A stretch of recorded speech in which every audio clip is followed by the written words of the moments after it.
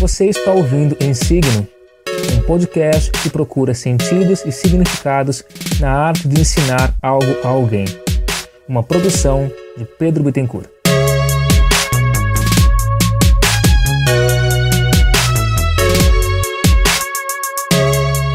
Olá, colega. Eu sou Pedro Bittencourt e no 9º episódio de Em Signo mostrarei 7 razões para você não se tornar professor ou professora. Se você gosta desse tipo de programa, compartilhe com seus amigos. Me siga no Twitter, @profbitten, no Facebook, eu sou Prof. Pedro Bittencourt. Você encontra esses programas em soundcloud.com/insigno ou, se preferir, no YouTube. Os links se encontram na postagem. Para comentários, críticas, reclamações, sugestões de pauta ou vontade de participar do programa, me envie um e-mail, contato@pedrobittencourt.com.br. Fique agora no programa.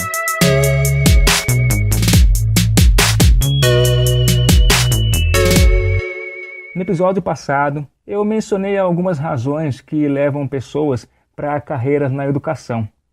Eu comentei também que eram razões muito pessoais, baseadas nas minhas vivências, em algumas conversas com amigos, com colegas. A minha ideia era simplesmente te dar algum indicativo de que talvez valha a pena você pensar em se tornar professor. Não era uma lista sobre qualidades de um bom professor ou sobre os benefícios da profissão. Pelo menos foi o que eu pretendia com isso, sei lá. O episódio 9 é uma espécie de complemento do anterior. Eu pretendo te mostrar 7 pontos que fazem as pessoas desistirem da ideia de se tornar professores, às vezes no meio do caminho. Assim, essa lista talvez pode ser encarada assim como um compêndio de malefícios da profissão, as suas desvantagens, coisas do tipo. Mais uma vez, a ideia é comparar com o episódio anterior e te fazer colocar as coisas em perspectiva, colocar cada ponto nos pratos da balança e ver qual lado que pesa mais. Outro fato importante, os 2 episódios foram escritos em conjunto porque eu achei que isso faria mais sentido. Além de evitar que eu lançasse um sem ter ideia do outro, isso também me permitia incluir, tirar coisas de uma lista ou da outra, tentando não deixar um lado mais pesado. E o que eu acho interessante disso, no começo foi muito mais fácil pensar em motivos para te desmotivar do que para tentar te convencer. Talvez por isso tenha demorado tanto para sair. Era mais fácil eu pensar em coisas negativas do que em coisas positivas. E isso me fazia pensar, isso aí não está certo. Quem afinal eu estou tentando convencer? Os ouvintes ou a mim mesmo? Talvez as 2 respostas sejam verdadeiras. Não foi uma tarefa fácil, porque é o tipo de coisa que incomoda. Pensar que eu não estou fazendo aquilo que eu acredito, encarar a frustração diária, aquela sensação permanente de fracasso e de vazio. Mas enfim, eu estou me adiantando já, essa introdução está ficando gigantesca. Eu não quero que essa lista seja encarada como um desencorajamento. Não sei que palavra usar agora. Eu ainda acho que você deve sim se tornar professor. Eu acho que se você ouve esse programa, alguma chance existe. O maior objetivo desses 2 episódios é mostrar que ser professor é muito recompensador, mas o desafio é gigantesco. Motivo número 1, você não será valorizado.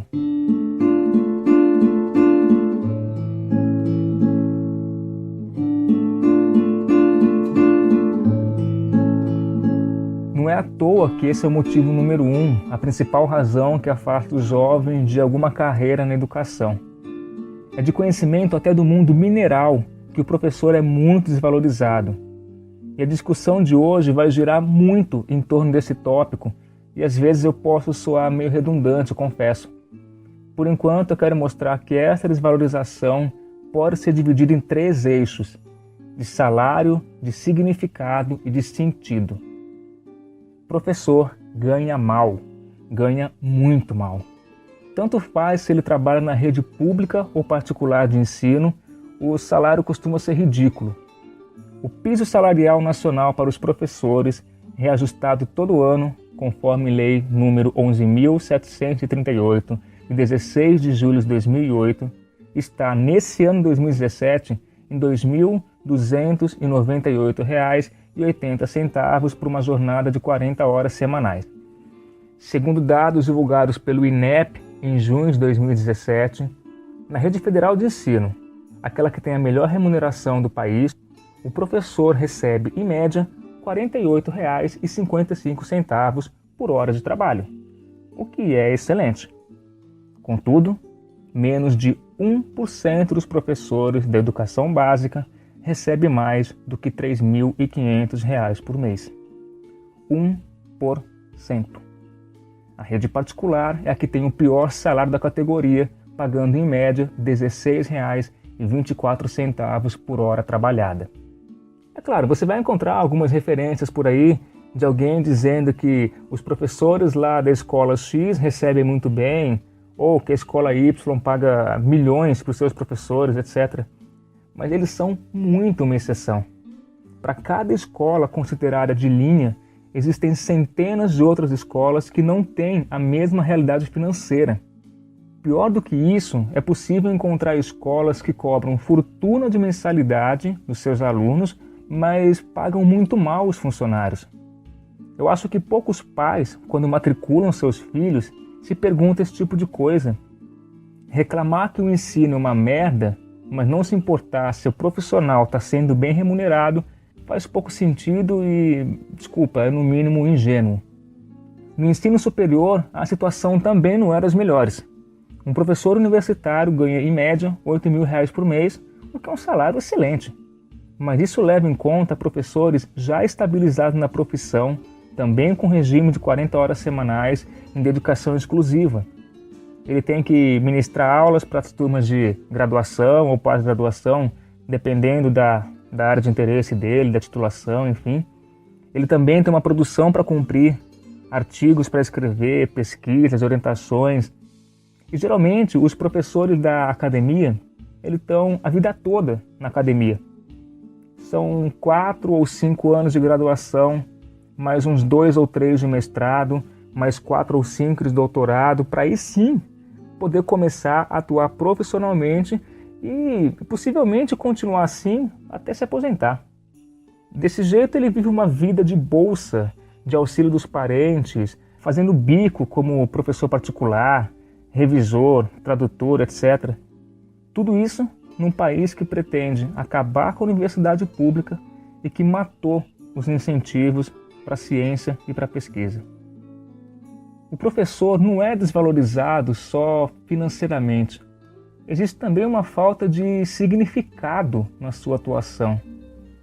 Para que serve o professor? Para que serve a escola? Quem, afinal, quer ser professor?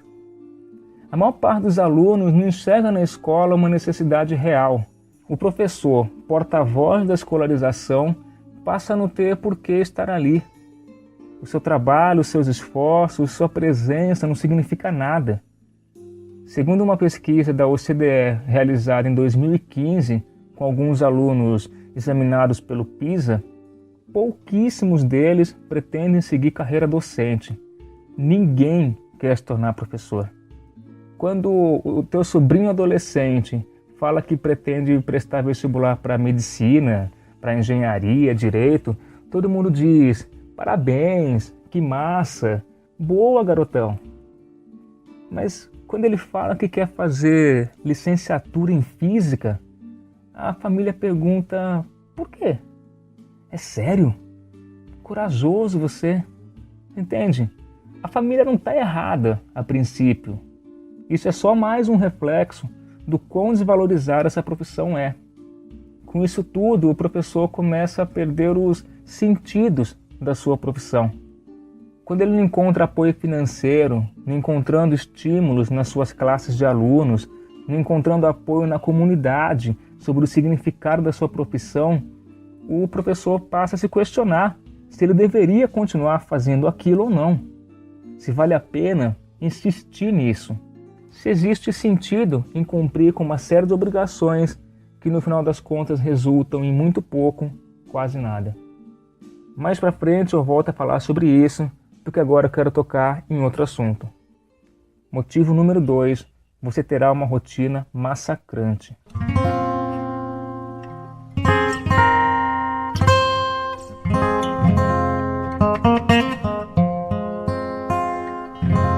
Por conta de um salário medíocre, o professor tem que trabalhar em mais uma escola para complementar a sua renda. É comum a gente ver colegas que trabalham em 2, 3, às vezes 4 escolas diferentes por conta de carga reduzida, poucas turmas disponíveis, além do já mencionado salário irrisório. Nessa conta, eles dão aulas durante os 3 turnos, facilmente ultrapassando 60 aulas semanais. E aí eu te pergunto, sobra tempo para alguma coisa? Pois bem, precisa sobrar, porque o trabalho do professor não se encerra quando ele bate o ponto e sai da escola. O professor leva muito trabalho para casa. Ele tem prova para corrigir, diário de classe para preencher, relatórios de desempenho dos alunos, pesquisas, lições, projetos. Ele tem que preparar as aulas previamente, os planejamentos, as sequências didáticas.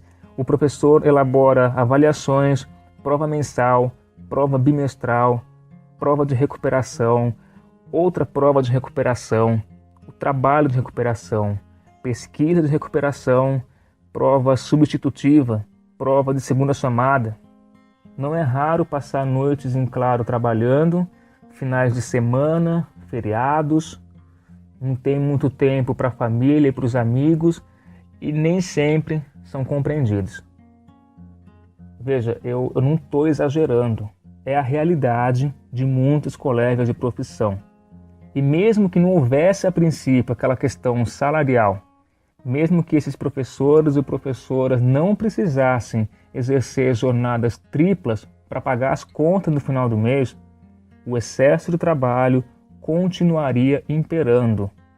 O professor naturalmente leva trabalho para casa.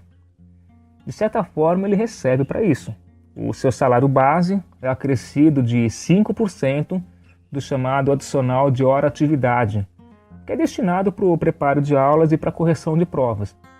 Além disso, tem também um descanso semanal remunerado e corresponde a 1/6 da remuneração total. Mas jogando limpo, não dá conta das reais necessidades do professor.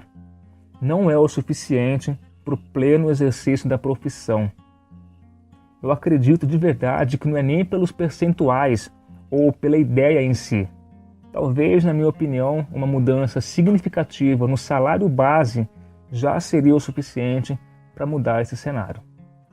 Com essa rotina insana, ganhando pouco, perdendo as perspectivas sobre as dimensões da sua profissão, se alimentando mal, dormindo mal, vivendo mal, o que acontece?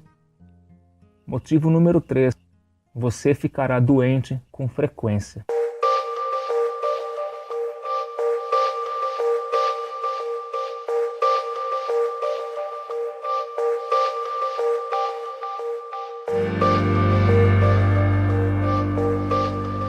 Professores ficam doentes com muita frequência.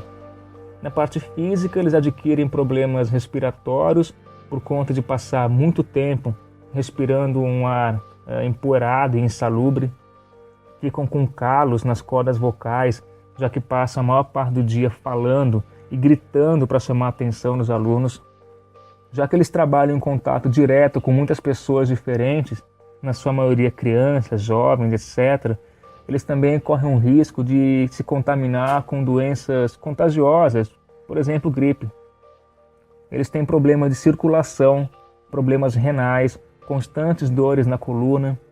Some-se a isso o fato de meio que não poderem ficar doentes no geral. Afinal, turmas e turmas de alunos dependem diariamente da presença do professor em sala de aula. Assim, o colega aí amanheceu com uma forte enxaqueca, vai trabalhar mesmo assim com cartelas de remédios. A senhora foi acometida por uma cólica menstrual horrorosa nos últimos dias, cartelas de remédios. Tua garganta fechou por conta de uma inflamação, remédios. Você passou a noite em claro no banheiro com diarreia, remédios e uma cueca ou uma calcinha a mais na mochila. O professor não fica doente somente na parte física, o seu psicológico acaba sendo o mais afetado. Isso aí é uma soma de tudo que eu já venho falando nos últimos tópicos: estresse, esgotamento, violência, pressão dos gestores, dos pais, dos alunos. Os professores adquirem depressão, síndrome do pânico, sofrem colapsos nervosos, perdem a linha com os alunos, explodem, se desesperam, se arrependem, se culpam. O professor fica num ciclo vicioso de angústia e de falta de perspectiva. Perdendo essa noção, ele se torna incapacitado de voltar para a sala de aula. Anualmente, centenas de professores são afastados para receber tratamento. A maior parte deles é por conta de problemas psicológicos e muitos não conseguem mais voltar para o magistério. Eles são requalificados, são realocados em outras funções administrativas, como secretarias, bibliotecas ou salas de leitura. Como eu não estou muito afim de exagerar no pessimismo, acho melhor avançar para o próximo tópico. Motivo número 4. Você estará submetido a pessoas que não entendem nada de educação.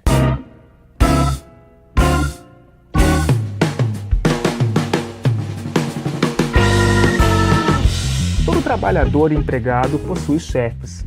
Todo assalariado está submetido às decisões de uma pessoa ou de um grupo de pessoas. O vendedor de uma loja de roupas tem uma meta para cumprir naquele mês, que é estipulada pela sua gerente. A analista de investimentos de um banco trabalha com propostas que o seu patrão encaminhou. O diretor de criação de uma agência de publicidade tem que atender aos desejos de quem o contratou, alinhando as vontades do cliente com as tendências do mercado, e assim por diante. Então, se você não é o empregador, você é o empregado e tem chefes, assim como o professor. Mas o professor, além de ter chefes demais, tem chefes que não entendem qual é o trabalho real do professor. Imagine uma cena em que há 18 chefes diferentes, cada um no seu andar de um prédio gigantesco, cada um deles berrando ordens aleatórias, idiotas e dissonantes uma da outra. Imagine que todos esses chefes sejam surdos ao interesse do outro e esperam que os seus trabalhos, esses sim, sejam executados. E o pior de tudo, às vezes nem esses chefes sabem direito o que querem. O professor está sujeito a decisões que são baseadas em opiniões, em modinhas, em achismos. De tempos em tempos, a sociedade é bombardeada com casos de salvadores da educação. Pode ser um novo método revolucionário de ensino, ou um exemplo de alguma estratégia adotada numa determinada escola que foi responsável pela aprovação massiva dos alunos em universidades top Brasil afora, entre outras modas. Pouco se pergunta se houve alguma metodologia para escolher entre essa ou aquela linha de atuação. Um novo diretor mais rigoroso, engenheiro civil aposentado, diz que os alunos precisam estudar de um determinado jeito porque ele sabe que assim funciona. Como que você sabe disso, meu amigo? Porque funcionou com você? Você sabe o que significa, né? Nada. Absolutamente nada. Do mesmo modo, aquela coordenadora humanista que insiste que os seus alunos não podem fazer avaliações em papel, sei lá, também está errada se essa decisão se basear na sua opinião porque ela leu num artigo de uma revista de educação enquanto esperava para ser atendida no oftalmologista. Eu não sei qual oftalmologista que tem revista de educação no seu consultório, mas é melhor do que alguns exemplos por aí. Saindo um pouco do lado pessoal e tentando ser menos violento, sei lá, o professor também serve aos interesses do mercado. O ensino é um negócio e a educação acabou se tornando também. Existem empresas que comandam os chamados sistemas de ensino. São conglomerados que padronizam currículos, conteúdos, formas de ensinar, calendários, processos de avaliação. E quais são os critérios de escolha? Números. Sejam números de vendas, sejam alunos aprovados para a série seguinte ou alunos que ingressaram no ensino superior. Se alguém porventura questionar se esses alunos de fato aprenderam alguma coisa, a resposta vai ser rápida e categórica. É claro que sim. Esse cara passou de ano e entrou na faculdade. Continuando nesse tema, eu acho que é legal já passar para o próximo ponto. Motivo número 5. Você será culpado por muitas coisas.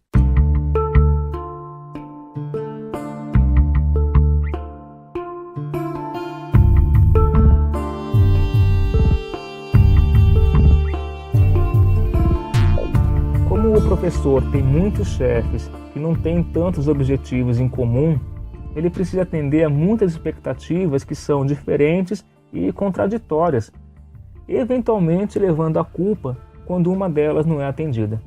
Por exemplo, o sistema de ensino insiste que determinadas aulas devem ser dadas daquela maneira e avaliadas com aquelas provas, etc. Não adianta o professor tentar justificar para esse chefe que ele está errado, que na sua escola não funciona bem assim, que os seus alunos não estão aprendendo desse jeito. A culpa não é do sistema, do material didático, da avaliação. É o professor quem não soube ensinar. Ou são os seus alunos que não quiseram aprender. Porque em outras dezenas de escolas onde aquela metodologia foi aplicada, funcionou. E aí eu me pergunto duas coisas. O que significa funcionar e daí? Dentro da sua escola, o professor também costuma ser culpado pelo desempenho acadêmico dos seus estudantes. Pode ser culpa dele, sim, acontece. Mas isso não é regra.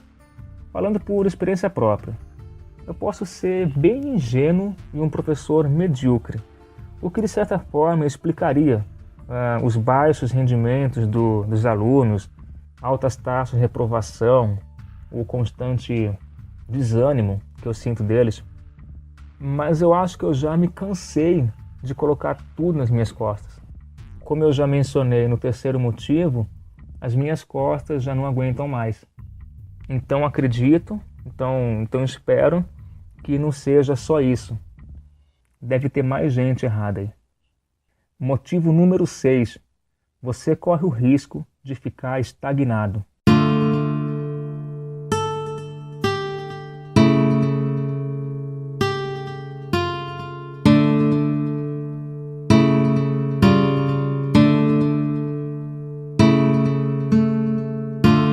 Eu entendo que isso acontece com muitas profissões.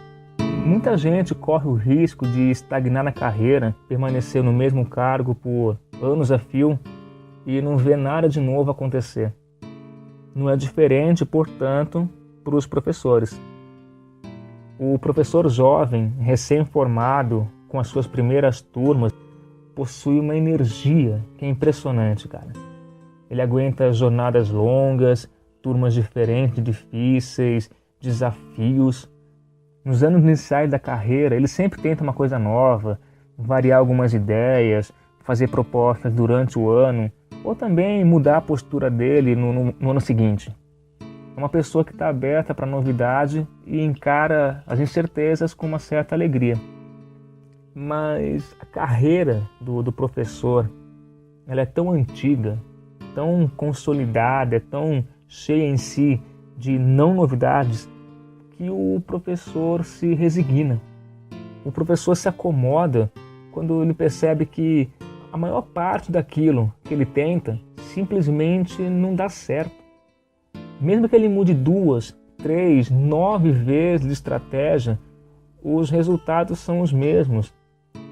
Talvez porque a estrutura da escola está muito engessada, talvez porque, como eu comentei no primeiro bloco, o aluno não vê sentido na escola, talvez porque o foco está errado, enfim, eu não sei. Então é mais fácil ele repetir o mesmo e esperar pela aposentadoria. ou morrer antes disso, o que no cenário atual é o mais provável. Motivo número 7. Você não quer ser professor.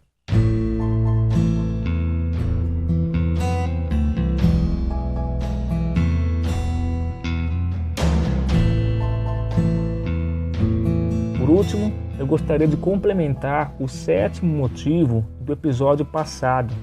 Eu mencionei que uma boa razão para você se tornar professor é ter escolhido essa carreira em algum momento da sua vida.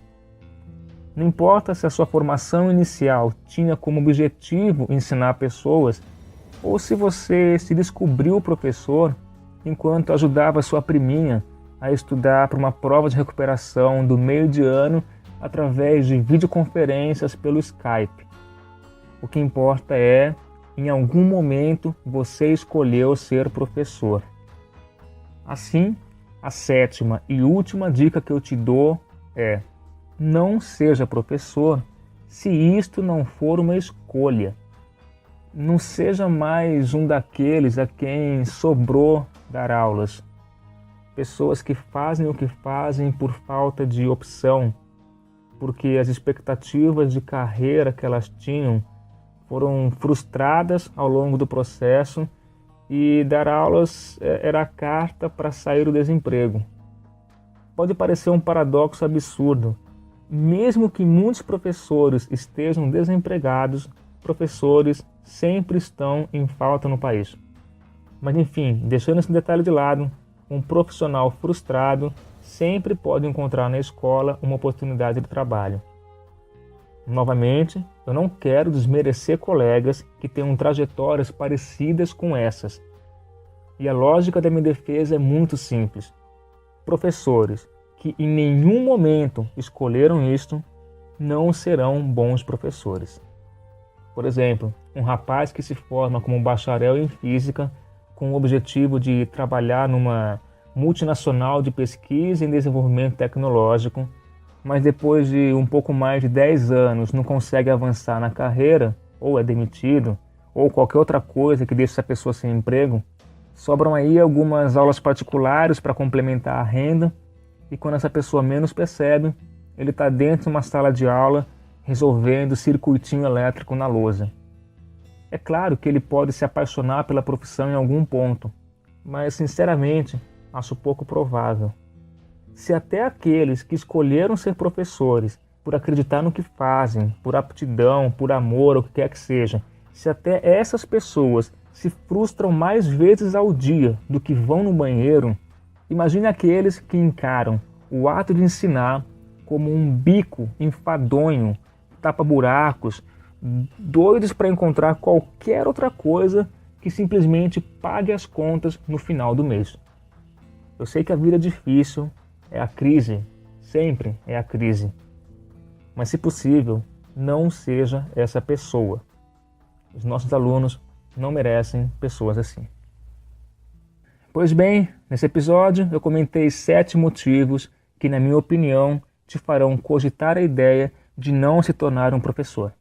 São 7 ideias que, na minha opinião, mostram como essa carreira, assim como várias outras, não são para qualquer um ou apenas mais um trabalho.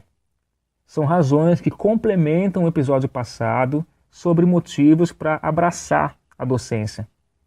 Assim, um episódio completa o outro.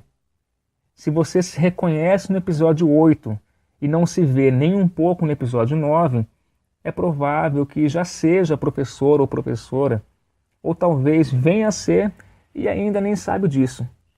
Caso contrário, você não concorda com nada do episódio passado, mas tenha dito muito euzinha para cada um dos motivos que eu listei hoje, eu acho interessante passar longe de uma sala de aula, pelo menos por enquanto. Mas é claro, como eu sempre digo, eu posso estar errado. E quem sabe eu venha a ouvir o programa daqui a alguns anos e até mesmo eu discorde de mim mesmo. Ou talvez eu venha gravar uma nova lista, não sei, mas eu estou aberto à discussão. E gostaria muito de saber a sua opinião, se você concorda com as ideias apresentadas, se você tem pontos para adicionar, para refutar, se você quer conversar a respeito.